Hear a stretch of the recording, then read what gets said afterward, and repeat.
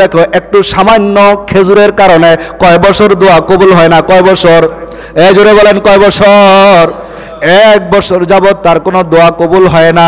এমনিভাবে নামাজের মধ্যে দাঁড়াইছে, দাঁড়াইয়া বলতেছে হায় রে, নামাজ শেষ হয়ে যাওয়ার পরে দেখতেছে এইটার কোনো মানুষ না, মানুষ হলে তো তালা খুলতে হইব, দরজা খুলতে হইব। দেখতেছে এরকম সুন্দর খুব সুরত মানুষের বেশ দুইরা দুইজন ফেরেশতা কইতেছে। আর আল্লাহর ওলিরা যখন ভালো ভালো বান্দারা যখন ভুল করে, আল্লাহ তাআলা এলহামের মাধ্যমে তাদেরকে শুধরাইয়া দেওয়ার জন্য চেষ্টা করছে। এই ভুল হয়েছে। ইব্রাহিম ইবনে আদম নামাজ শেষ হয়ে যাওয়ার পরে বাইতুল মুকাদ্দাস থেকে রওনা হয়ে গেছে। হায় রে, আমি 1 বছর যাবত আল্লাহর কাছ থেকে কিছু পাই না, আমার ইবাদতগুলি আল্লাহর কাছে কবুল হয় না। এবার বাহির হইয়া ওই যেখানে হজের সফরে গিয়েছিল ওই মক্কার বাজারে আবার চলে গেছে। মক্কার বাজারে গিয়া ওই দোকানদারকে যায় বলে, এখানে একজন মুরব্বী দোকানদার ছিল, সে কোথায়? কয় সে মারা গেছে। কয় আপনি কে? কয় আমি তার সন্তান। কয় আপনার বাবার কাছ থেকে আমি এই হজের সফরে আসার সময় 1 কেজি খেজুর নিয়েছিলাম, এই খেজুর নেওয়ার পরে 2-4টা খেজুর নিচে পড়ছিল। আমি ইব্রাহিম ইবনে আদম, আমার দোয়া আল্লাহ 1 বছর যাবত কবুল করে না, তোমার বাবার পক্ষ থেকে তুমি মাফ করে দাও। কয় আমি মাফ করে দিলাম, কিন্তু আমার বাবারটা আমি মাফ করব কিভাবে? কয় তুমি সন্তান হিসাবে যদি মাফ করে দাও তাহলে আল্লাহ হয়তো মাফ করে দিবে। কয় আমি মাফ করতে পারি, আমার ভাই আছে, বোন আছে, তাদের হক তো আমি মাফ করতে পারবো না। এবার বলতেছে ভাই তুমি ঠিকানা দাও। ঠিকানা নিয়ে ওই ভাই আর বোনের ইব্রাহিম আদম চলে গেছে তাদের বাড়িতে। ওইখানে যাইয়া ভাইয়ের কাছে মাপ চায়, বোনের কাছেও মাপ চায়, এরকম ভাবে তাদের কাছে মাপ চায়। বলতেছে আল্লাহ, আমি সামান্য খেজুর খাওয়ার কারণে ইব্রাহিম ইবনে আদম যার এত প্রসিদ্ধ, এত কিছু আমার প্রসিদ্ধ, তোমার কাছে এত কিছু ভালো লাগে, এই সামান্য একটি খেজুরের কারণে তুমি আমাকে যদি পাকড়াও করো, ওগো আল্লাহ, আমি তার মার কাছে, বাবার কাছে, সবার কাছে, তাদের বংশের যারা আছে, এই অংশীদার, এই দোকানের বাগ যারা আছে, তাদের কাছে আমি ক্ষমা চাইতেছি, আল্লাহ তুমি আরে মাফ করে দাও। এই জন্য মুসলমান গুনাহ যদি করে ফেলো, অন্যায় যদি করে ফেলো, আমার আল্লাহর দরজা তোমার জন্য খোলা আছে না নাই? এ দুনিয়ার মুসলমান, খোলা আছে না নাই? এরে যখন মৃত্যুর শয্যায় সজ্জিত হয়ে যাইবা, ওই মালাকুল মউতকে যখন তুমি দেখবা, মৃত্যুর সম্মুখীন যখন তুমি হয়ে যাইবা, তখন তোমার রুহটা বাইর হওয়ার জন্য প্রেশান হয়ে যাবে। ওই আজরাইলকে দেখার পরে তোমার জবান দিয়া ওই সময় তো আর কালিমা আসতে চাইবে না, কারণ দুনিয়ার মধ্যে গুনাহ করছো, তওবার দরজা নিয়ে একদিনও তাকাও নাই। দেখবেন অনেক মানুষ মৃত্যু হওয়ার সময় চোখগুলা বড় হরবড় হয়ে যায়, মৃত্যুর যন্ত্রণায় সে সহ্য করতে পারে না, বাথরুম করে দেয়, আসে না নাই? এ দুনিয়ার মুসলমান ও পর্দার আড়ালের মা গো, খেয়াল করিয়া শুনিয়া নাও, এই নামাজ রোজার মধ্যে তোমার কোনো কমতে আছে, যদি আল্লাহর কাছে মাপ চাও, আল্লাহ বলেন বান্দা মাপ চাও, মাপ চাও, আমি আল্লাহর কাছে মাপ চাও। আর কোনো বান্দা যদি কোনো বান্দার সাথে, তার সাথে খারাপ সম্পর্ক থাকে, এখনো সময় আছে, মরার আগে তোমার সম্পর্কটা তৈরি করে নাও। মায়ের নবী জানায়া দেন, যার সাথে সম্পর্ক খারাপ আছে তুমি তাকে বেশি বেশি সালাম দাও। কিন্তু আজকে সালামের প্রচলন উঠা গেছে গা, এবং সালাম শুধু ইমাম সাহেব দিব, ইমাম সাহেব সালাম না দিলেও বেটার চাকরি থাকে না। কয় ইমাম সাহেব সেক্রেটারিরে সালাম দেয় না, ইমাম সাহেব সভাপতিরে সালাম দেয় না, ইমাম সাহেব সালাম দেয় না, রাস্তাটা হাটে সালাম দেয় না, ইমাম সাহেব সালাম দেয় না, এটা দোষ, তুমি সালাম দাও না, এটা কি দোষ না? এটা দোষ না? এই বেটা কি ফেরেশতা? সব সময় কি সালাম ইমাম সাহেবই দিব, তুমি দিতে পারো না? কে বানাইলো? কে বানাইলো? জোরে বলেন কে? কে? জোরে জোরে কোন কে? ওই আল্লাহ আছে না, ঘুমায় গেছে? এ দুনিয়ার মুসলমান, আল্লাহ যদি একবার ধরে বান্দা, কত মানুষকে এরকম ধরছে, আজকে তারা জায়গা জমি বিটা বিটা সব থুয়া পালাইছে, আছে না নাই? এ আল্লাহ বান্দা, আল্লাহ কয় যা বান্দা যা, ছাড় দিলাম, কিন্তু আমি মাওলা যদি একবার ধরি বান্দা, আর কোনো উপায় থাকবে না। এজন্য তোর পায়ের ওপর হাত রেখে বলি, গুনাহ ছেড়ে দাও। যুবক, যখন মাঠের মধ্যে খেলতে থাকো, নামাজের সময় হয়, আজান হয়ে যায়, তুই তো আমার বন্ধু, আমি তোর শত্রু না রে যুবক। তুই নামাজ পড়লে তোর মা বাবা কবরের মধ্যে বড় শান্তিতে থাকবে। হুজুরে দিয়া কয়দিন আর দোয়া করাবি? সন্তান মা মারা গেছে, কয়দিন কবরের পাশে দাঁড়াইছ, কয়দিন নামাজ পড়ে মার জন্য দোয়া করেছিস? আল্লাহ পাক তো দোয়া শিখাইছে, কয়দিন দোয়া করছিস? রব্বির হামহুমা কামা রব্বায়ানি সগীরা। আয় যুবক, আর গুনাহ করবি না, আর হেডফোন লাগায় অশ্লীল গান দেখবি না, পর মহিলার উলঙ্গ ছবি আর দেখবি না। ওয়াদা করা যাবে কি? দুইটি হাত তুলে আল্লাহর কাছে, আর কোনো উলঙ্গ ছবি দেখবো না।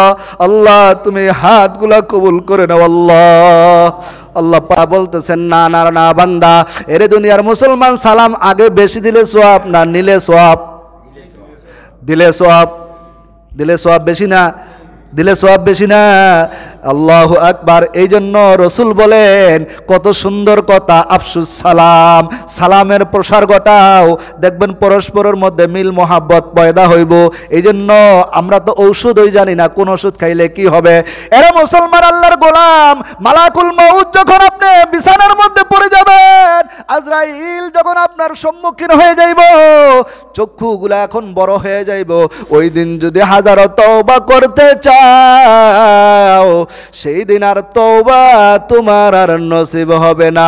আর ঈমান না নিয়ে যদি অন্ধকার কবরে ঢুকো, ওই অন্ধকার কবর তোমার জন্য বলতেছে, তোর জন্য লানত। আমি কবর তোর সাথে ভালো ব্যবহার করব না, আমি কবর তোর সাথে কোনো মুআমেলা নাই। তুই নাফরমান, জমিনের মধ্যে নাফরমানি করছত, মানুষের সাথে খারাপ ব্যবহার করছত, সমাজের মধ্যে বিশৃঙ্খলা করছত, নিশাগ্রস্ত ছিলি, মা বাবার সাথে খারাপ ব্যবহার করছো, ওই ল্যাংটার মেলায় মেলায় গিয়া গিয়া ঘুরছো, বিভিন্ন খারাপ কাজের মধ্যে তুমি ডাকছো। ওয়াজ মাহফিলে হইলে তোমার ভালো লাগে না, নামাজের কথা বললো তোমার ভালো লাগে না, দুনিয়ার কোন সব ভালো লাগে, এই কথা বললে আর ভালো লাগে না। ওয়াজ মাহফিল হইলে সাদায় যাইতে চায় না এই মন, রাত্রে জাগিয়া দেখতে পারে হিন্দি সিনেমার নাচন, ঠিক কিনা? কথা কয়, ওয়াজ মাহফিল হইলে সাদায় যাইতে চায় না এই মন, রাত্রে জাগিয়া দেখতে পারে হিন্দি সিনেমার নাচন। দুই আঙ্গুলের চিপায় আবার বিড়ি মারে টান, ওরা কিসের মুসলমান, আমরা কেমন মুসলমান, ঠিক কিনা? নামাজেরই গলে কথা দেখায় কত অজুহাত, মাথা ব্যথা মাথা ব্যথা আরো নাকি গিরায় বাত, আছে না নাই? এজন্য মুসলমান, তুমি ফজরের পরে ফজরের সালাতের নামাজ না পড়ে তুমি সারা দিন রাস্তা দিয়ে যদি সকাল বিকাল হাঁটো, ডাক্তার বলে দিছে সকালবেলা হাঁটলে আপনার ডায়াবেটিস চলে যাব, মসজিদের পাশ দিয়ে হাঁটলা, 2 রাকাত ফজরের নামাজ পড়ে যদি আল্লাহর কাছে কইতা, আল্লাহ আমি যে অসুস্থ আছি তুমি সুস্থ করে দাও, সুস্থ করে দিবার মালিককে। সকালবেলা হাঁটলেই সুস্থ হইবেন আপনি? না দোস্ত না, ভুলের মধ্যে আসো, ভুলের মধ্যে আসো। তোর পায়ের ওপর হাত রেখে বলি, যুবক তোমার কাছে আল্লাহর কাছে যুবকটা তোদের অনেক প্রিয়, অনেক দামি, অনেক দামি, অনেক দামি। এখন থেকে সন্তান দিকে কোন দিকে যায় খেয়াল রাখা দরকার। এই সমাজ পরিচালনা করবে যুবকরা। আপনারা দেখছেন এই 5 তারিখের আন্দোলন বৃদ্ধরা না যুবকরা? জোরে বলেন, জোরে কোন, যুবকরা না বৃদ্ধরা? এই যুবককে আল্লাহ পছন্দ করে। আমার আল্লাহ বলতেছে, তোর যৌবনটা আমাকে দে। এই যৌবনকালে আল্লাহ তাআলা বড় পছন্দ করে। যৌবনকালের একটা ডাক বৃদ্ধকালের 1000 ডাকের সমান। আল্লাহু আকবার। এই জন্য মুসলমান, আল্লাহর গোলাম, আল্লাহ পাক এই যৌবনকে বড় পছন্দ করে। এই যৌবনকাল তোমার গুনাহ করতে মন চাইবো এমন কত মানুষ আছে, প্রত্যেকটা ঘরের মধ্যে টাচ মোবাইলের একদম ভাইরাস আছে, গলার মধ্যে কানের মধ্যে হেডফোন দিয়া হিন্দি সিনেমা। আর শীতের দিন তো আরো ভালো হয়েছে, লেপের তলে শুয়ে শুয়া কি দেখতেছে না দেখতেছে। এই যৌবনকালে পোলাপানের চেহারা থাকবে টস টস, কিন্তু গাল বেঁকা হয়ে আরেকটার লগে লাগিয়ে গেছে।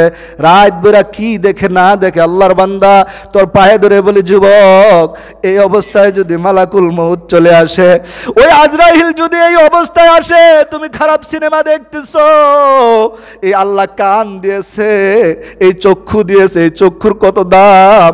এই চক্ষু তুমি যদি একবার হারায়া ফেলো আর জীবনে পাইবা না। ইচ্ছা করলে আমার মালিক যখন তুমি খারাপ সিনেমা দেখো, চোখের আলো নিতে পারে কি পারে না? এ বান্দা, রহমাতুল লিল আলামিন দোয়া করছে, আল্লাহ তুমি আমার উম্মতের লগে লগে পাকড়াও কইরো না, নাইলে মানে জমিনের মধ্যে যেই নাফরমানি করো এই জমিনের মধ্যে ফসল কেন কম হয় জানো? নবী আমার জানায় দেন, যখন মানুষ প্রকাশ্যে গুনাহ করবে, প্রকাশ্যে জিনা করবে, ছেলেরা মেয়েরা প্রকাশ্যে রাস্তার মধ্যে কিভাবে চলাফেরা করে দেখলে তো নিজেকে নিজে কমতি মনে হয়। এই যে রাত্রে মাঝে মাঝে ভূমিকম্প হয়, কিসের কারণে হয়? তোমার আমার কারণেই তো হয়। কিসের কারণে? গুনাহ কমায় দাও। রসুল হাদিসের মধ্যে বলেন, যখন মানুষ, পয়গম্বর বলেন, যখন মানুষ প্রকাশ্যে জিনা করবে জমিনের ফসল কমে যাবে, মানুষের মধ্যে সম্পর্ক কমে যাবে, সমাজের মধ্যে বরকত উঠে যাবে। কদিন পরে পরে ভূমিকম্প হইব, ভূমিকম্প হয় কি হয় না?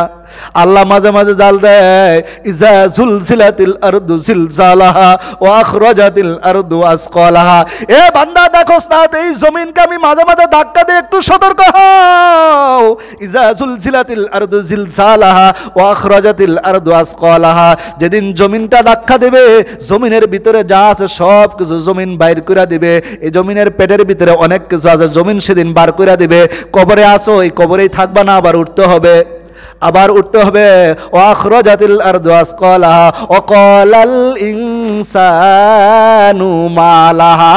সেদিন মানুষগুলা আফসোস করবে, হায় কি হলো, আমার ভাই একসাথে দুইজন চললাম, সে আজকে জান্নাতি, আমি কেন জাহান্নামী? আমি তো অনেক টাকা পয়সা মসজিদ মাদ্রাসার মধ্যে দান করলাম, কিন্তু আমার ভাই তো 5 ওয়াক্ত নামাজ পড়ছে, সাধারণ মানুষ, সে কি জান্নাতি? ওই দিন তোমার আফসোস আফসোস আফসোস আফসোস। কোরআন শরীফের মধ্যে আল্লাহ জানায়া দেন, সেদিন বান্দাগুলা বলবে, আমল নামা কপালের মধ্যে মারবে আর বলবে, ইয়া লাইতানি কুনতু তুরাবা। যদি আমল নামা না হইতো কতই না ভালো হইতো, কপালের মধ্যে থাবড়াইব। সেদিন যদি থাবড়াও রে বন্ধু, কোনো কাজে লাগবে না। এই জন্য মসজিদের মধ্যে আজানের পরে 5 ওয়াক্ত নামাজ জামাতের সাথে পড়ব। যেখানে গান হয়, আমার মহল্লার একটা ছেলেও যদি এই ল্যাংটার মেলায় যাব, আগামীকাল আপনাদের এই মহল্লা থেকে 4 গ্রামের এই পুরা বক্তবলী ইউনিয়ন থেকে একটি সংগঠন, ওলামায়ে কেরাম, মাদ্রাসা, মসজিদ, আম জনতা সবাই মিল্লা এই এলাকার মধ্যে ইয়াবার ব্যবসা চলতেছে, ফেন্সিডিলের ব্যবসা বলতেছে, গাজার ব্যবসা চলতেছে। আল্লাহর কসম, আজকে সকালেও এক জায়গায় গেলাম, সকালবেলা দেখি বাসি মুখে খাইতেছে, আমারে দেখা সরাই লাইছে। আমি বললাম, ভাই তুমি আমারে ভয় পাও কেন? কয় আপনার ইজ্জত করলাম। আমারে কি করছে? আজকের ঘটনা, হাফিজ ছিল লগে, আমারে কি করছে? ডল্লা ডল্লা খাইতেছে। এটার কি নাম? আমি কইলাম, ভাই আমারে ভয় পাইলেও না, ভয় পাইতে হবে কারে? কয় হুজুর আপনার ইজ্জত দেওয়াই তো আল্লাহরে ভয় পাওয়া। না দোস্ত না, আমারে ভয় পায়া কোনো লাভ নাই। যেই মালিক তোমাকে বানাইছে ওই মালিক সে ভয় পাও। এই মালিক ইচ্ছা করলে ওই মুহূর্তের মধ্যে তোমার জবানটা নিয়ে যাইতে পারে। যেই মালিক তোমাকে এই জবান দিয়েছে ওই মালিকের নাফরমানি করতেছ 24 ঘন্টা। যেই মালিক তোমাকে পাও দিয়েছে, যেই মালিক তোমাকে হাত দিয়েছে, যেই মালিক তোমাকে জবান দিয়েছে, কত সুন্দর একটা জবান দিয়েছে, জিহ্বার মধ্যে খাবার আসার আগে জিহ্বার মধ্যে একটা লালা আসে, কেমন মেশিন ফিট করছে তুমি একটু বাইবা দেখলা না? জিহ্বার মধ্যে পানি না আসলে খাবার খাওয়া, খাবারটা সামনে আসলে জিহ্বার মধ্যে একটা লালা আসে, যার লালা আসবে না সে খাবার খাইতেও পারবে না, মুখটা শুকাই যাব। কে বানাইলো, কে বানাইলো, কে? আসসালামু আলাইকুম ওয়া রাহমাতুল্লাহি ওয়া বারাকাতুহু। আলহামদুলিল্লাহি নাহমাদুহু ওয়া নাস্তাঈনুহু ওয়া নাস্তাগফিরুহু ওয়া নু'মিনু বিহি ওয়া নাতাওয়াক্কালু আলাইহি ওয়া নাউযু বিল্লাহি মিন শুরুরি আনফুসিনা ওয়া মিন সাইয়্যাতি আ'মালিনা। من يهده الله فلا مضل له ومن يضلله فلا هادي له ونشهد أن سيدنا وسندنا وحبيبنا وحبيب ربنا وطبيبنا وطبيب قلوبنا ومولانا محمدا عبده ورسوله الذي أرسله الله تعالى بالحق بشيرا ونذيرا وداعيا إلى الله بإذنه وسراجا منيرا إن الله وملائكته يصلون على النبي يا أيها الذين آمنوا صلوا عليه وسلموا تسليما لا إله إلا الله لا إله إلا الله لا إله إلا الله لا إله إلا الله لا إله إلا الله حمد بحد مرخداء پاکرا حمد بحد مرخداء پاکرا آکے ایماداد مشتخاکرا لا إله إلا الله لا إله إلا الله لا إله إلا الله لا إله إلا الله محمد رسول الله سبحانك لا علم لنا إلا ما علمتنا إنك أنت العليم الحكيم قال رب اشرح لي صدري ويسر لي أمري الحمد لله আমার সামনে উপস্থিত আছেন সম্মানিত মুসল্লিয়ানে কেরাম, পর্দার অন্তরাল অন্তঃস্থল থেকে আমার সম্মানিতা মা ও বোনেরা, আজকে পবিত্র জুমার দিন, জুমার নামাজ আদায়ের লগ্নে যারা মসজিদে আসতে পারছি, আল্লাহ পাকের কাছে কালিমাতুশ শুকুর আদায় করি যে আল্লাহ পাক আপনাকে আমাকে কবুল করছেন। এই জন্য আল্লাহ তাআলার দেওয়া জবান দিয়া, সুরলিত কণ্ঠে মায়াবী আওয়াজ দিয়া, উচ্চ আওয়াজে একবার কালিমাতুশ শুকুর আদায় করি আলহামদুলিল্লাহ। আল্লাহ পাক রব্বুল আলামিন আমাদেরকে সবচাইতে বড় নিয়ামত দিয়েছে যে আমরা কি করতে পারছি, আশরাফুল মখলুকাত হিসাবে সমাজের মধ্যে আমরা সবচাইতে দামি, আল্লাহ তাআলা বলতেছেন আমাদেরকে আশরাফুল মখলুকাত হিসাবে বানিয়েছে। আপনি কোনো দরখাস্তই করেন নাই, ইচ্ছা করলে আমাকে তো অন্য কোনো হাইওয়ানও বানাইতে পারতো, কিন্তু আশরাফুল মখলুকাত আল্লাহ তাআলা আপনাকে বানাইছে।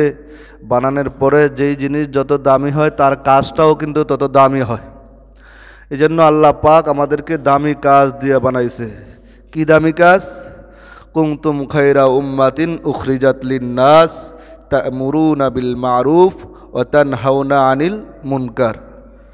সৎ কাজ করা এটা সওয়াব, মানুষকে অসৎ কাজ থেকে বিরত রাখা এটাও কি সওয়াবের কাজ। বাকি আপনি খালি সৎ কাজই করলেন, নামাজ পড়লেন, রোজা করলেন, কিন্তু আপনার ঘরের ভিতরে জামালা, বাইরে জামালা, সমাজে জামালা, কিছুই দিকে তাকাইলেন না। আল্লাহ বলবো এরে আগে ধর। ওই খালি নিজে বাঁচতে চাইছে, নিজে বাঁচলে হবে? আল্লাহ তাআলা নিজে বলছে কু আনফুসাকুম ওয়া আহলিকুম নার, নিজে জাহান্নামের আগুন থেকে বাঁচো, নিজের পরিবারদেরকে বাঁচাও, সমাজ বাঁচাও, জাতি বাঁচাও, দেশ বাঁচাও। খালি নিজে একলা বাঁচলে হবে না। হ্যাঁ, লঞ্চের মধ্যে দোতলা থাকে না, মানে উপরের তলার মানুষ তো পানি পাইতে কষ্ট হয়, পানি পাইতে কষ্ট হয় না? এখন উপরতলার মানুষ যদি কয় নিচতলার মানুষ রে ভাই নিচের থেকে একটা ফুদ্রি করে দাও, আমরা পানি কি করব, একবারে নদীর থেকে আর আনা লাগবে না, তোমাদের এখান থেকে দোতলাতে লইতে পারবো নিচতলার থেকে। তাইলে কি উপরওয়ালারা মরবো, নিচেরওয়ালারা মরবো না উপরওয়ালারা? সবাই মরবো, সবাই তো মরবো।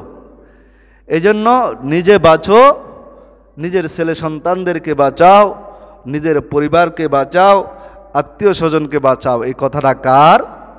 আল্লাহর। আল্লাহ নিজে কইতেছেন কু আনফুসাকুম ওয়া আহলিকুম নার, জাহান্নামের আগুন থেকে তুমি বাঁচো, তোমার সন্তানদেরকে বাঁচাও, তোমার আহালদেরকে বাঁচাও, তোমার পরিবারকে বাঁচাও, তোমার জাতিকে বাঁচাও, তোমার দেশকে বাঁচাও। সাধ্য থাকলে তুমি কি করো? তুমি হাতের দ্বারা এটার কি করো? বাধা দেও। সাধ্য না থাকলে ইমানের সর্বনিম্ন স্তর যেটা হবে, অন্তর দিয়া কি করা? ঘৃণা করা, আর মনে মনে আল্লাহ তাআলার কাছে কি করা? দোয়া করা। আল্লাহর রসুল সাল্লাল্লাহু আলাইহি সাল্লাম কিন্তু দোয়া করছেন। আল্লাহ রসুল কি করছেন? দোয়া করছেন। অন্যান্য উম্মতরা রাগ হইয়া বদদোয়া করছে, কওমে লুতকে আল্লাহ তাআলা কি করে দিছে? ধ্বংস করে দিছে। এমন অনেক জাতি আছে ধ্বংস করে দিছে, কিন্তু আল্লাহর রসুল সাল্লাল্লাহু আলাইহি সাল্লামকে তায়েববাসীরা এত কষ্ট দেওয়ার পরেও অফার আসছে যে নবী আপনি একবার খালি বলেন, দেখেন ওদের অবস্থাটা করি কি। কিন্তু আল্লাহর রসুল সাল্লাল্লাহু আলাইহি সাল্লাম কি জবাব দিছে? ওমা আরসালনাকা ইল্লা রাহমাতাল লিল আলামিন, আমি জমিনের মধ্যে আল্লাহ তাআলা আমাকে শান্তির দূত হিসাবে প্রেরণ করেছে। এই জন্য শান্তির দূত যদি রসুল করিম সাল্লাল্লাহু আলাইহি ওয়াসাল্লাম বলেন যে আমি শান্তির দূত, দুনিয়ার যত তন্ত্র মন্ত্র দেখো নিজের বানানো, যত কোয়ালিটিফাই, যত ভালো কিছু দেখেন, ওটার মধ্যে কি নাই? শান্তি নাই। শান্তি একমাত্র কিসের মধ্যে? আল্লাহ নিজেই বলছেন ইন্নাদ-দীনা ইনদাল্লাহিল ইসলাম, একমাত্র দ্বীনে ইসলামের ভিতরে ছায়াতলে যারা আছে এরাই তো শান্তি আর সফল আর কামিয়াব। কারণ এই দুনিয়া ক্ষণস্থায়ী, আখেরাত কি? চিরস্থায়ী। আখেরাত চিরস্থায়ী। তো বুদ্ধিমান কে? যে ক্ষণস্থায়ী জীবনের পিছনে মেহনত করে, এ বুদ্ধিমান? না যে চিরস্থায়ী জীবনের সুখ শান্তির জন্য মেহনত করে, এই সে বুদ্ধিমান। কিন্তু আমাদের সমাজের মধ্যে বুদ্ধিমান তো তারাই মনে করি যে অনেক টাকার মালিক হয়েছে, অনেক গাড়ি বাড়ি হয়েছে, অনেক বুদ্ধি, অনেক মেধা দিয়া দুনিয়ার মধ্যে অর্ধেক দেশ কিনা লাইছে, অর্ধেক বাদশাহ হয়ে গেছে, রাজা হয়ে গেছে। বাদশাহ হইলাম তো উমরের মতো বাদশাহ হও, বাদশাহ হবা তো আবু বকরের মতো বাদশাহ হও, বাদশাহ হবা তো আবু বকর উসমানের মতো বাদশাহ হও, বাদশাহ হবা তো আলীর মতো বাদশাহ হও। হযরত উমরে ফারুক রাদিয়াল্লাহু তাআলা আনহু রাত্রে বের হয়েছে যে আমি তো রাষ্ট্রপ্রধান হইলাম, আমাদের প্রজা, আমার আশেপাশে মানুষ কি হালতে আছে দেখো না। এখন তো যারা বলে যে হুজুর এখন ধর্মের সাথে এই রাজনীতিরে মিলাই লেছে, আরে ভাই রাজনীতি তো আসছে ইসলাম থেকে, তোমার রাজনীতি শিখাইলো কেডায়? মুহাম্মদুর রাসূলুল্লাহ যদি রাষ্ট্রপ্রধান হতে পারে, 24 ঘন্টা আল্লাহ তাআলাকে সময় দিয়া তারপরও রাষ্ট্র পরিচালনা করছে, হযরত ওমর পরিচালনা করছে, উসমান পরিচালনা করছে, আমার সমস্ত সাহাবীরা একে একে এই পর্যন্ত ওলামায়ে কেরামদের কাছে এই জিম্মাদারি আসছে। এখন ওলামায়ে কেরাম যদি এই বয়ানের মাঝখানে কোরআন হাদিসের দুই একটা কথা যদি কারো লাগে গায়ে যায়, কারো দলে লেগে যায়, কারোর মধ্যে কি এরকম পারিবারিকভাবে লেগে গেলেই তো হুজুরে কইতাছে যে রাজনীতির আলাপ। কোরআন শরীফ এরকম নাই। বুখারীর মধ্যে একটা অধ্যায় আছে কিতাবুল মাগাজি, ওই আলোচনা আপনার শুনলে নিজের শরীরের পশম অটোমেটিক খাড়ায় যাব। আল্লাহর রসুল নিজে কতটা যুদ্ধ অংশগ্রহণ করছে, স্বয়ং নিজে নেতৃত্ব দিছে। এই জন্য মানুষের কাছে এই সমস্ত আলোচনা যদি করতাম, তখন যে অনেকেও হয়েছে যে এই কিতাবুল মাগাজি বলে কিতাব থেকে বুখারীতে উঠাই দেওয়ার জন্য ওরা বলতেছে এই আলোচনা বাচ্চাদের কাছে কইলে বাচ্চারা নাকি উগ্রবাদী জঙ্গিবাদী হয়ে যাবে। আরে জিহাদ যদি জঙ্গিবাদী হয়, তাহলে তোমরা যারা অনার্থক মানুষের মধ্যে জঙ্গির অপবাদ দিয়া দেশকে এরকম নৈরাজ্যের মধ্যে নিয়ে গেছো, জঙ্গিবাদ হইলে তো তোমরাই জঙ্গিবাদ হবা, ওলামায়ে কেরাম কিনা জঙ্গিবাদ না। আল্লাহ পাক রব্বুল আলামিন বলেন ইন্নাদ-দীনা ইনদাল্লাহিল ইসলাম। তারপরে মুহাম্মদুর রাসূলুল্লাহকে হুঁশিয়ার করে দিলেন, মুহাম্মদ আপনি বলেন মুহাম্মাদুর রাসূলুল্লাহ ওয়াল্লাযীনা মাআহু আশিদ্দাউ আলাল কুফফার। এ আমার নবী পয়গম্বর মুহাম্মদ, আপনি বড় শক্ত আর কঠিন হয়ে যান, কারণ ইহুদি নাসারা বেঈমান মুসলমানের সাথে আপনার ব্যবসায়ী লেনদেন থাকবে, পারিবারিক লেনদেন থাকবে, কিন্তু তাদের সাথে দিলের মোহাব্বত থাকা যাবে, সব হবে, সামাজিকতা থাকবে। ইহুদিরা, খ্রিস্টানরা, অন্যান্য যত সংখ্যালঘু লোক আছে বাংলার মাটিতে বসবাস করবে, কিন্তু আমাদের কোনো আফসোস নাই। কিন্তু কিছুদিন আগেই দেখছেন সোশ্যাল মিডিয়ায় আমার এক ভাই একজন লয়ারকে আলিফ করে নাম। এই বান্দাকে অনর্থকভাবে ইসকন নামে একটা সংগঠন আছে, যেই সংগঠন খ্রিস্টানের মধ্যে থেকে কিছু বাছাই করে, হিন্দুদের থেকে কিছু বাছাই করে আমরা একটা উগ্র একটা দল তারা গঠন করছে। এই দলটা মানুষকে যাইয়া হিন্দুত্ববাদী খ্রিস্টানবাদী ধর্ম তাদের মধ্যে চালায়। এখন বলেন, মুহাম্মদুর রাসূলুল্লাহর ধর্মে আসার পরে অন্য কোনো ধর্ম চলবে? কিন্তু মুসলমান তোমরা ঘুমিয়ে আছো, ইহুদি নাসারা কিন্তু তারা ঘুমায় না। তারা সব সময় চেষ্টা করে মুসলমানকে কিভাবে ঘায়েল করা যায়। মুসলমান তুমি ঘুমায়ও না, মুসলমানের আল্লাহু আকবারের হুমকি যদি আরেকবার আসে, এই ইসকন আর মিসকন বাংলার জমিনে ঠাই পাবে না। চিল্লায় বলেন ঠিক কিনা? মুসলমান একবার যদি হুমকার দেয়, তারা লেজ গুটায়া পালাতে বাধ্য হবে। এই বাংলার জমিনে এমন এক আলিফকে হত্যা করে এবং সমাজের মধ্যে রাষ্ট্রের মধ্যে এখন বিশৃঙ্খলা সৃষ্টি করে দিয়ে, আর আশেপাশে যারা আছে হেরা বাহিরের থেকেও কান বিষ দিতেছে, তোরা চালায় যা, আমরা তো আশেপাশে আছি। কিছু লোক দেখবেন না, যখন কারো বাড়িতে আগুন লাগে কিছু লোক আসে কি করে, দৌড়াইয়া পানি দিতে। আবার কিছু লোক আসে কি করতে, এইখান থেকে নাকি কিছু লওয়া, দুটোটাই আছে। আবার কিছু মানুষ আছে বলে জলুক, এমন দোয়া করে।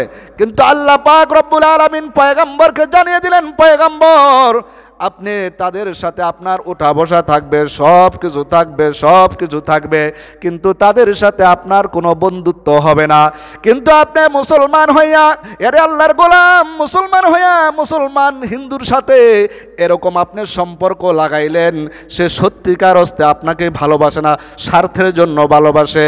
আজ পর্যন্ত কিয়ামত পর্যন্ত দেখেন কোনো মুসলমানের পূজার ঈদের মধ্যে তারা আসে নাকি, কুরবানির ঈদের নামাজের মধ্যে আসে নাকি, 5 ওয়াক্ত নামাজে ওরা আসে নাকি, আপনার নামেরও তারা রাখবে না। মুহাম্মদ নাম তারা কোনোদিনে রাখছে, কিন্তু আপনার সন্তানের এমন নাম রাখছেন, সন্তানটা হিন্দু না মুসলমান বুঝাই তো মুশকিল, আছে না নাই? কিন্তু মুসলমান কেন এরকম বিকৃত হয়ে গেছ? আল্লাহ পাকের পয়গম্বরকে পয়গম্বর জানায় দেন। আল্লাহ পাক রব্বুল আলামিন পয়গম্বরকে বলেন, পয়গম্বর আপনি শক্ত হয়ে যান, আপনি তাদের উপর কঠোর হয়ে যান। এই যে আলিফ নামে যেই যুবকটাকে হত্যা করছে, এই যুবকটা তাদের কি করে একজন বড় লয়ার ছিল, মাশাল্লাহ খুব ভালো একজন মানুষ ছিল। এই ইসকন একটা সংগঠন আছে, এই উগ্রবাদী এই দলটা তাকে অনার্থকভাবে নির্মমভাবে হত্যা করছে। এই যে আগামীকাল আপনাদের বক্তব্যলী পরগনা থেকে সমস্ত এলাকাবাসী মিল্লা আমাদের আশেপাশে গ্রামের মধ্যে এখন সমাজের মধ্যে মদ, ইয়াবা, গাঞ্জা, ফেন্সিডিল, বাবা, শুধু তাই নয়, মেলার মধ্যে মেয়েরা আমাদের ছেলেদের চেয়ে বেশি যায়। মেয়েরা যায় সেখানের মধ্যে যায় দেখে মেলার মধ্যে বীর করে। আপনাদের এলাকার পাশে আছে একটা ল্যাংটার মেলা হয়, এই উপলক্ষে বক্তব্যলী পরগনা থেকে আগামীকাল জোহরের পরে সমস্ত এলাকাবাসী মিল্লা ওই যে একটা ঈদগাহের মধ্যে আমার কাছে আসছে, আপনাদের পয়রা শোনাইব, সবাইকে আপনাদের দাওয়াত দিছে। এই মাদ্রাসার মধ্যে জড়ো হয়ে ইনশাল্লাহ জোহরের নামাজ পড়ে আমরা এখান থেকে মিছিল নিয়ে যাব তো ইনশাল্লাহ। এটা ইমানের দায়িত্ব। আপনার পাশে তারা কি সুন্দর কয়, হ্যাঁ এই ল্যাংটার দোহাই দিয়া যে মানুষ ল্যাংটাই থাকে, আহা, হ্যাঁ ল্যাংটার দোহাই দিয়া, হ্যাঁ কেউ ফিরে না খালি হাতে ল্যাংটা বাবার দরবারেতে। আরে এইটা তো আল্লাহর শানে হবে, কেউ ফিরে না আল্লাহর দরবারেতে। হ্যাঁ আল্লাহর কাছে চাইলে তো আল্লাহ ফিরাই দেয় না। ল্যাংটায় দেওয়ার কোনো খবর আছে? হ্যাঁ ল্যাংটায় দেওয়া কি দিবে আপনার? সে নিজেই তো নাই, সে আবার কি দিবে? দিতে তো পারে একমাত্র কেডায়? আল্লাহ রসুলও তো দিতে পারে না। আল্লাহ রসুল তো হেদায়েতের মালিকও না, হেদায়েতের মালিক কে? আল্লাহ। কিন্তু আপনি ওই বাবার দরবারে যে পড়ে থাকেন ল্যাংটার মেলায়, এই ল্যাংটার মুরিদ যারা, তারা বলে আমাদের এই ল্যাংটায় নাকি পার করে নেবে, কোনো পীর বাবার ক্ষমতা নাই আমাকে পার করে নেওয়ার জন্য। যদি তাই থাকতো, আল্লাহর পয়গম্বরের সাহাবীরা, সাহাবীদের স্ত্রীরা পয়গম্বরকে জানান, পয়গম্বর হাসরের ময়দানে মানুষ যখন ইয়া নফসি করবে, সেদিন মানুষগুলা খতনাবিহীন উলঙ্গ অবস্থা দাঁড়াইবে। ওই উলঙ্গ অবস্থায় যখন দাঁড়াইবে মানুষগুলি, তখন বলতেছে, নবীর স্ত্রীরা বলতেছে, ইয়া আল্লাহর রসুল মানুষগুলা কি সেদিন লজ্জা বোধ করবে না? প্রশ্ন আসতেই পারে, উলঙ্গ হইলে তো একটা লজ্জা থাকার পারে, সেদিনকে লজ্জা থাকবে না? আল্লাহর রসুল ডাক দিয়ে বলে, নো আমার স্ত্রীরা শোনো, খবরদার এই কথা কি তোমরা জানো না? সেই দিন মূসা পয়গম্বর বলবে নাফসি, সবাই বলবে নাফসি নাফসি, সবাই নাফসি নাফসি বলবে। সেদিন তো কে কার দিকে তাকানের কিন্তু পরিমাণও সুযোগ থাকবে না। সেদিন মানুষগুলো পঙ্গপালের মতো দৌড়াইতে থাকবে। তুমি যাকে জীবনের সবচাইতে বড় আপন ভেবেছিলা, ওই সে কিন্তু তোমার আপন হবে না। সন্তান বাবার কাছে দৌড়াই যাইবা, আব্বা গো তুমি আমার আব্বা, তুমি আমার জন্মদাতা পিতা, আব্বা একটা নেকি তুমি আমাকে দাও। কয়টা নাকি? বেশি না, কয়টা? আল্লাহ পাক রব্বুল আলামিনের কাছে ডাক দিয়ে বলবো, আল্লাহ এটা তো আমার জন্মদাতা বাবা, আমি বাবার কাছে আইলাম, ও বাবা তুমি আমাকে একটা নেকি দাও। এই দিন কিয়ামতের ময়দানে বাবা ডাক দেয়া বলবে, তুই আমার সন্তান, তার পরিচয় কি? আমি তো দুনিয়ার মধ্যে বিয়েই করি নাই, অস্বীকার করবে। যেই মা 10 মাস 10 দিন গর্ভে ধারণ করেছে, সন্তান শেষ ফিনিশিংয়ে আবার মার কাছে যাবে, ও মা তুমি তো, আমি তোমার সন্তান, অমুক নাম দেখাও বলবে। মা ডাক দেয়া বলবে, বাবারে আমি তো আজকে বড় বিপদের সম্মুখীন হয়ে গেছি, পারলে তোর একটা নেক আমাকে দে।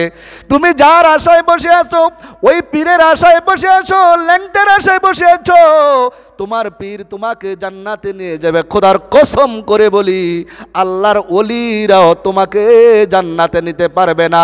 জান্নাত দেওয়ার মালিক কে? ওই আল্লাহর উপর তোমার যদি 100% আস্থা থাকে যে দুনিয়ার কোনো তন্ত্র মন্ত্র দিয়ে আমাকে আল্লাহ পার করবে না, এই কোরআন হাদিসের বাহিরে যত পীর মুরিদি আছে একটাও চলবে। কিন্তু কোরআন এবং হাদিস এবং সুন্নাহ অনুযায়ী হয়। তুমি যদি ওই যতদিন কোরআন এবং সুন্নাহর মধ্যে থাকো, আমি আমার বাবাকে মানি, আমার বাবা যতদিন কোরআন সুন্নাহর অনুযায়ী থাকবে, আমি আমার মাকে মানি যতদিন কোরআন সুন্নাহ অনুযায়ী থাকবে, আমি আমার পীরকে মানি যতদিন কোরআন এবং সুন্নাহ অনুযায়ী থাকবে। আমার পীরকে মানি না যদি আমার কোরআন সুন্নাহর বাহিরে চলে যায়। কেউ ফিরে না খালি হাতে ল্যাংটা বাবার দরবারেতে, এমন যদি কয়, আবার কয় আল্লাহর রোজ হাশরের ময়দানে আল্লাহর কাছে যদি ফেরেশতারা করে অভিযোগ, বদমাইশ কয় আমি বলবো ল্যাংটা বাবার লোক। নাউজুবিল্লাহ কোন কি সুন্দর মিলাইছে। রোজ হাশরের ময়দানে তারে যদি জিজ্ঞাসা, সে বলে কইবা আমি ল্যাংটা বাবার বুক। ল্যাংটা বাবার লোক করলে বাড়ি তারা 4টা বাড়াই দিব ওই সময়। এ দুনিয়ার মুসলমান খবরদার না, এই সমাজের মধ্যে আজকে মানুষের মধ্যে ইমানকে বিকৃতি করার জন্য, মানুষের ইমানকে হরণ করানোর জন্য আজকে চারোদিকে মুসলমানের শত্রু লেগে আছে।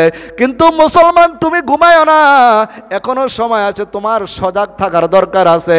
এই জন্য সজাগ থাকার জন্য আগামীকাল আমাদের এই বক্তব্যলি পরগনা থেকে বড় একটা মিছিল নিয়ে আমরা ওই বক্তব্যলি কি করছে, ওই আলিকটেক মাদ্রাসার পাশে একটা ঈদগাহ আছে, সেখান থেকে পুরা বক্তব্যলি ইউনিয়নের লোক জমা হবে। আমরা বলতে চাই এই সমাজের মধ্যে যারা উগ্রবাদী, মুসলমান উগ্রবাদী নয়, মুসলমানের সন্তানরা উগ্রবাদী নয়, কিন্তু আমাদের সমাজের মধ্যে কিছু লোক কি করতেছে, বিশৃঙ্খলা সৃষ্টি করার জন্য চেষ্টা করতেছে। এই বাংলার জমিন এত শান্তিপ্রিয় দেশ, এই জমিনের মধ্যে অলি আউলিয়ার দেশ, তাদের এই বাংলার জমিনের মধ্যে যারা কি করবে, ইসলামকে ঘায়েল করার জন্য চেষ্টা করবে, আমরা এই কঠোর হাত দিয়া প্রতিহত করতে রাজি আছি না? নাই, অবশ্যই যাব ইনশাল্লাহ। কারণ বাঁচবো তো একদিন ওমরের মতো বাঁচবো, বিড়ালের মতো 1000 বাঁচার কোনো দাম। এ মুসলমান, তুমি তো উমরের জাতি, ও আমার পর্দার আড়ালের মা, তুমি তো কোনো নবীর মা, কোনো সাহাবীর মার মতো তুমিও তো মা। ও মা, তুমিও তো একজন সন্তানকে এরকমভাবে আল্লাহর রাস্তায় দিতে পারো।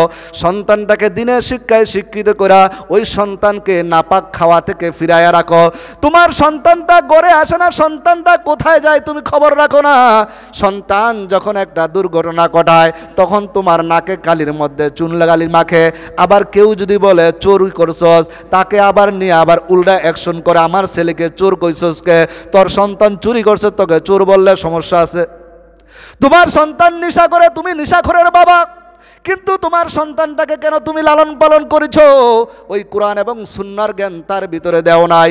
এই জন্য আল্লাহ পাক পয়গম্বরকে জানায়া দেন, পয়গম্বর আপনি তাদের বিরুদ্ধে স্লোগান দেন, মুহাম্মাদুর রাসূলুল্লাহ ওয়াল্লাযীনা মাহু আশিদ্দাউ আলাল কুফার। এই ইহুদি নাসারা বেঈমানের সাথে মুহাম্মাদের কোনো কি হবে না, আমাদের ও বন্ধুত্ব হবে।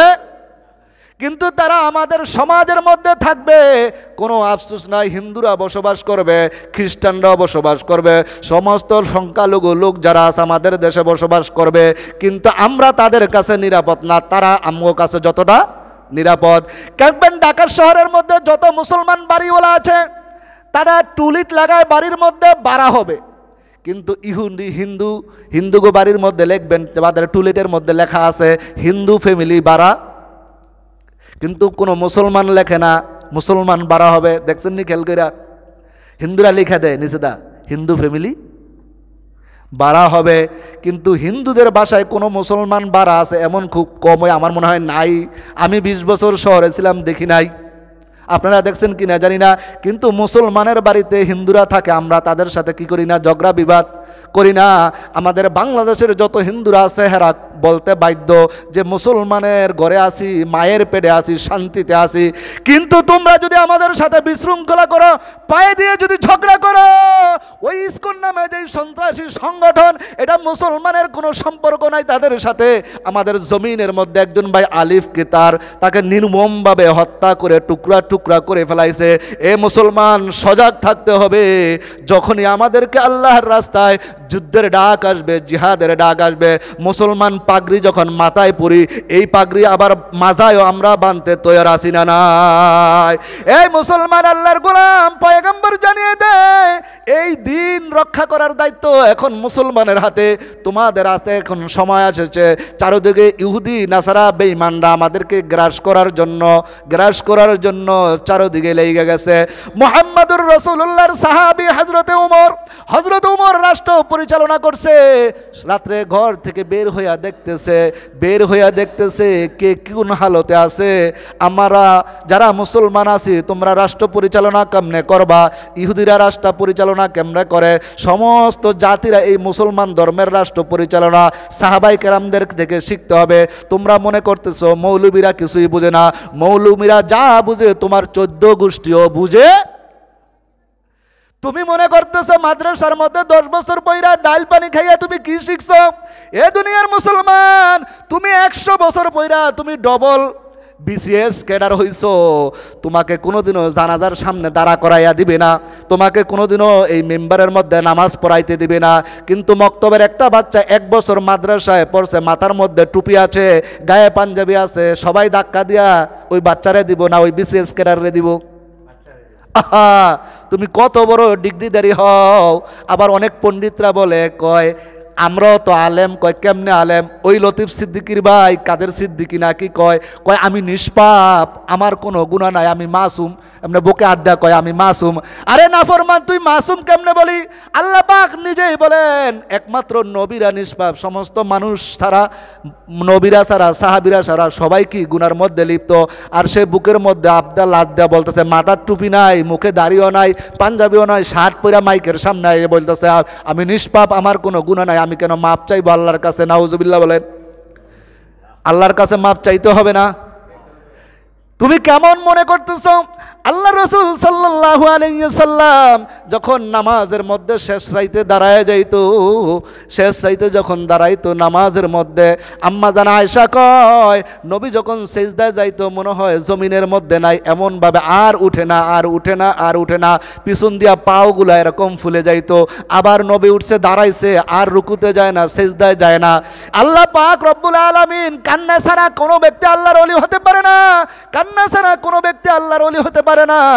আর আল্লাহর ওলি যারা হইছে তারা রাত্রে জাগ্রত কইরা রাত্রে উইঠা আল্লাহ পাক রব্বুল আলামিন পয়গম্বরকে যেমন বলেছেন, ইয়া আইয়ুহাল মুজাম্মিল কুমিল লাইলা ইল্লা কলিলা নিসফাহু আও ইনকুস মিনহু কলিলা। ও মুহাম্মদ, রাত্রে ঘুমাইবেন না, আপনি উঠুন, রাত্রের কিছু অংশ আমি আল্লাহকে দেন। ওই রাত্রে উইঠা আমি আল্লাহকে ডাক দেন, কারণ দিনের বেলা ইবাদত করলে মনের ভিতরে একটু চাহিদা থাকতে পারে, আমার নামাজটা কত সুন্দর হইতেছে, আমার ভাই দেখুক, ইমাম সাহেব কত সুন্দর কেরাত পড়ে মানুষ একটু দেখুক, ইমাম সাহেব কত সুন্দর করে চলাফেরা করে একটু দেখুক। কিন্তু গভীর রাত্রে কেউ দেখবে না, একমাত্র দেখবে কে? ওই আল্লাহ তাআলার জন্য যদি তুমি ইখলাসের সাথে ইবাদত করতে পারো। হযরত ওমর ঘর থেকে বের হইয়া দেখতেছে ঘরের মধ্যে একটা পাতিলার মধ্যে একজন দুঃখিনী মা, সন্তানগুলা কান্না করতেছে, ঘরে খাবার নাই। মা দুঃখিনী এমনি গরম পাতিলার মধ্যে চুলার মধ্যে আগুন জ্বালায়া পানি দিয়া রান্না করতেছে, লাড়তেছে, আর সন্তানগুলা খিদায় খিদায় কান্না করতেছে আর বলতেছে মা তুমি খাবার দাও, খাবার দাও, খাবার দাও। আর মা বলতেছে বাবা এই তো হইতেছে, হইলে একটু পরে খাবার দেব। হযরত ওমর পিছন দিয়া ঘরের আড়াল থেকে চোখের আড়াল দিয়া দেখতেছে সন্তানগুলা কিছুক্ষণ পরে ছটফট কইরা কান্না করতেছে, কান্না করতেছে, অথচ পাতিলার মধ্যে কি নাই কোনো খাবার, কোনো খাবার নাই। হযরত ওমর দেখছে, হযরত ওমর দেখা চোখের পানি রাখতে পারে নাই। আমার আল্লাহ যদি জিগায় তুমি তো ক্ষমতায় ছিলা, অমুক বাড়ির মধ্যে এক দুইটা বাচ্চা না খায়া জমিনের মধ্যে ঘুমাইছে, মা দুঃখিনী কষ্ট করছে, ও ওমর তুমি তো আল্লাহর দরবারে বড় আসামি হইয়া যাইবা। হযরত ওমর ডাক দেয়া বলে মা তোমার ঘরে খাবার নাই, তুমি সন্তানদেরকে ধোঁকা দিতেছো কেন?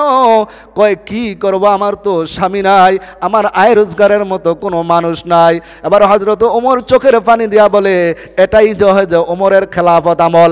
আজকে উলামায়ে কেরাম যদি মেম্বারে দাঁড়াইয়া এরকম দুই চারটা কথা বলে যে হুজুরও রাজনীতি শিক্ষা গেছে, হুজুর রাজনীতি করবে না, রাজনীতি করবে কেডায়? আপনি তো মুইতা পানি লইতেও জানেন না, আপনার শরীরটা 24 ঘন্টা নাপাক থাকে, আপনি তো নামাজের নামাজের মধ্যে দাঁড়াইয়া কি বলতে হয় সেটাও জানেন না। আপনারা যারা দেখেছেন আফগানকে নিয়ে যারা মস্কারা করছে, আফগানিস্তানের চেহারা দেখলে মনে হয় সাহাবীদের নমুনা। আফগানিস্তানের রাষ্ট্রপ্রধান সে জুমার নামাজ পড়াইতে পারে, আফগানিস্তানের প্রত্যেকটা মন্ত্রী জুমার নামাজ পড়াইতে পারে, আফগানিস্তানের প্রত্যেকটা লোক সমাজের মধ্যে যারা নেতৃত্ব স্থানীয় তারা সবাই ইমাম এবং খতিব হওয়ার যোগ্য রাখে। এরকম দেশ বাংলার জমিনে শুধু একটাই আছে, সেটা হবে আফগান। এরা দুনিয়ার মুসলমান আল্লাহওয়ালা যদি হইতে চাও হযরত ওমরের মতো রাষ্ট্র পরিচালনা করতে হবে। এই রাষ্ট্র পরিচালনা করতে গিয়ে আস্তে আস্তে আস্তে আস্তে আস্তে আস্তে সমাজের মধ্যে এখন আমাদের ময়ালি হয়ে গেছে যে সমাজের বিচার। আজকে সমাজের মধ্যে বিচার নাই। সন্তানগুলা কিভাবে চলাফেরা করতেছে, আমার মেয়েগুলা কিভাবে চলাফেরা করতেছে, সন্তানরা কোথায় যাইতেছে, সন্তানরা নিশাখোর হয়ে যাইতেছে। আল্লাহ পাকের দরবারে আপনাকে হিসাব দিতে হবে কি হবে না? হযরত ওমর ডাক দিয়া বলতেছে তার সাথে যে বডিগার্ড আছে বলতেছে ওমর ডাক দিয়া বলে চলো চলো চলো ওইরা সরকারি গোডাউনের মধ্যে যাইয়া আমি নিজ কান্দে হযরত ওমর আটার বস্তা নিজে মাথায় নিয়া ওই মহিলার ঘরের মধ্যে আইনা দিয়া নিজে রুটি বানায়া নিজে খাবার তৈরি কইরা দিয়া বলতেছে মা তুমি আমার বিরুদ্ধে আল্লাহর দরবারে নালিশ কইরো না, তুমি যে না খাই আছো আমার জানা নাই, আমি ওমরকে আল্লাহর দরবারে যেন হিসাব দিতে না হয়, তুমি আমাকে মাফ করে দাও। হযরত ওমর তো এইভাবে খেলাফত চালাইছে। আপনিও আমিও যদি এরকম আল্লাহর জন্য একমাত্র দ্বীনকে প্রতিষ্ঠা করার জন্য, প্রত্যেকটা মুমিনের জন্য নামাজ যেমন ফরজ, আল্লাহর দ্বীন এই জমিনের মধ্যে প্রতিষ্ঠা করার জন্য প্রত্যেকটা মুসলমান যখন ঈমানের ডাক আওয়াজ আসবে তখন প্রত্যেকের যাওয়া ও এমন ফরজ, ঠিক কিনা? এই জন্য মুসলমান তার পায়ের উপর হাত রেখে বলে যায় এই ইব্রাহিম ইবনে আদম ওই বাইতুল মাকদাসের মধ্যে, বাইতুল মুকাদ্দাসের মধ্যে আল্লাহ পাকের কাছে বলতেছে আল্লাহ আমার মনে চায় ওই বাইতুল মুকাদ্দাসের মধ্যে তোমার সাথে একদিন রাত্রে কথা বলি। ইব্রাহিম ইবনে আদম এমন বড় আল্লাহওয়ালা মানুষ, আল্লাহর সাথে সরাসরি কথা কয়, রাত্রে উঠা ইবাদত করে। অদুস্ত সাহাবায়ে কেরাম দিন ভরে রাষ্ট্র পরিচালনা করছে আর রাত্রে ফায়সালা করছে কার লগে? ইব্রাহিম ইবনে আদম বলতেছে আল্লাহ আমি এই বাইতুল মুকাদ্দাসের মধ্যে একটা রাত তোমার কাছে আমি কথা বলতে চাই, কিন্তু ওই বাইতুল মুকাদ্দাসের মধ্যে কেউ তো রাত্রে যাপন করার সুযোগ, ইমাম সাহেব মুয়াজ্জিন নামাজ হওয়ার পরে তালা লাগাই দেয়, কিন্তু হঠাৎ করে আল্লাহর বান্দা একদিন সুযোগ খুঁজছে যে কি করা যায়, আমি এই বাইতুল মুকাদ্দাসের মধ্যে আমি কি করব, এই বাইতুল মুকাদ্দাসের মধ্যে আমি কি করব, একদিন থাকবো, চেষ্টা করতেছে, কিন্তু কিভাবে আমি থাকবো। একদিন রাত্রে যখন এশারের নামাজ হয়ে গেল, এশারের নামাজ হয়ে যাওয়ার পরে মুয়াজ্জিন সাহেব যখন তালা তোলা বদ্ধ করবে, আল্লাহর বান্দা একটু চোখের আড়ালে দরজার আড়াল মধ্যে গোপনে রয়ে গেছে। অনেক সময় এরকম হয় না, মসজিদে মুসল্লি আছে, ইমাম সাহেব মুয়াজ্জিন সাহেব লাগাই দেওয়া চলে গেছে, অনেক সময় বাথরুমে লোক থাকে বোঝা যায় না, লাগাই দেওয়া চলে যায়, হইতেই পারে। কিন্তু আল্লাহর বান্দা বলতেছে আমি আল্লাহর সাথে কথা বলবো। অনেক দিন পরে একটা সুযোগ আসছে, সুযোগ আসার পরে যখন মুয়াজ্জিন আর ইমাম বিদায় নিয়ে চলে গেল, আল্লাহর বান্দা যখন রাত্র গভীর হয়ে গেছে, ওই গভীর হয়ে যাওয়ার পরে যখন নামাজের মধ্যে দাঁড়িয়ে গেছে, নামাজের মধ্যে দাঁড়িয়ে বলতেছে আল্লাহ আমি তো তোমার সাথে কথা বলতে চাই। আর বান্দার কথা বলার মাধ্যম হইল নামাজ। নামাজ ছাড়া বান্দা তুমি কি করতে পারবে না, আল্লাহ তাআলার সাথে কথা বলতে পারবে না। আর রাত্রে ঘুম থেকে উঠা গভীর রাত্রে চাওয়ার মাধ্যম হইল আল্লাহ তাআলার সাথে সরাসরি কন্টাক্ট করার মাধ্যম। ইব্রাহিম ইবনে আদমের ব্যাপারে আল্লাহর আরশের মধ্যে আলোচনা হয়, ফেরেশতাদের মধ্যে আলোচনা হয়, কেমন মানুষ ছিল। সেও তো মানুষ, আপনিও তো মানুষ, আমিও তো মানুষ। বান্দা চেষ্টা করলে সব কিছু সম্ভব, কিন্তু মৃত্যু থেকে বাঁচতে পারবে না। জাহান্নাম থেকে বাঁচার জন্য যদি কেউ চেষ্টা করে এটা সম্ভব। কিন্তু আল্লাহর বান্দা ইব্রাহিম ইবনে আদম রাত্রে দাঁড়াইয়া যখন নামাজের মধ্যে দাঁড়াইছে আর তেলাওয়াত করতেছে আর আল্লাহর সাথে কথা বলতেছে, রাত ভরে তেলাওয়াত করতেছে, হঠাৎ করে নামাজের মধ্যে যখন দাঁড়িয়েছিল, পিছন থেকে দুইজন লোক দরজা খুললা ঢুকলে যেরকম আওয়াজ হয় সেরকম আওয়াজ হইল। সে চিন্তা করলো আমি তো এই রাত্রে করে মসজিদের তালা লাগানো, মুয়াজ্জিন নাই, ইমাম নাই, কে জানি ঢুকলো। দুইজন সে পাশে নামাজের পাশে দাঁড়ায়া বলতেছে, এই লোকটাকে নামাজ পড়তেছে তুমি কি চিনো? ওই দুইজনকে জানেননি? আল্লাহর ফেরেশতা। আল্লাহু আকবার। ওই দুইজনের মধ্যে কথা বলতেছে, কয় এই লোকটা নামাজ পড়তেছে তুমি কি চিনো? কয় হ এই লোকটাকে আমি চিনি। কয় সে কে? এক ফেরেশতা আর এক ফেরেশতারা কইতাছে এটা হইল ইব্রাহিম ইবনে আদম।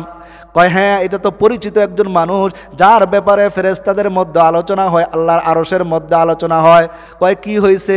কয় ইব্রাহিম ইবনে আদমের 1 বছর যাবৎ তার কোনো দোয়া আর ইবাদত আল্লাহর কাছে কবুল হয় না। নামাজে দাঁড়ায় শুনতেছে। কয় কেন কবুল হয় না, কেন কবুল হয় না, কেন কবুল হয় না? এরে দুনিয়ার মুসলমান খেয়াল করে শোনো, পর্দার আড়ালের মা খেয়াল করে শোনো, ইব্রাহিম ইবনে আদম নামাজের মধ্যে আছে, একজন আরেকজনকে কইতাছে এই তো ইব্রাহিম ইবনে আদম যার ব্যাপারে ফেরেশতাদের কাছেও আলোচনা হয়, কিন্তু 1 বছর যাবৎ তার কোনো ইবাদত আল্লাহর কাছে পৌঁছে না। একজন আরেকজনকে কয় কেন পৌঁছে না?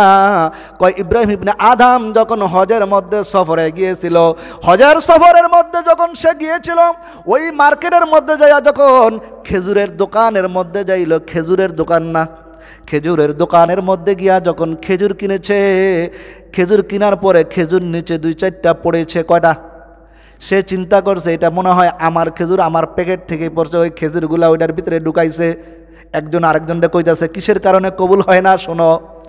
কয় সে মনে করতেছিল আমরা তো এরকম মনে করি। আমরা কি করি জানেননি?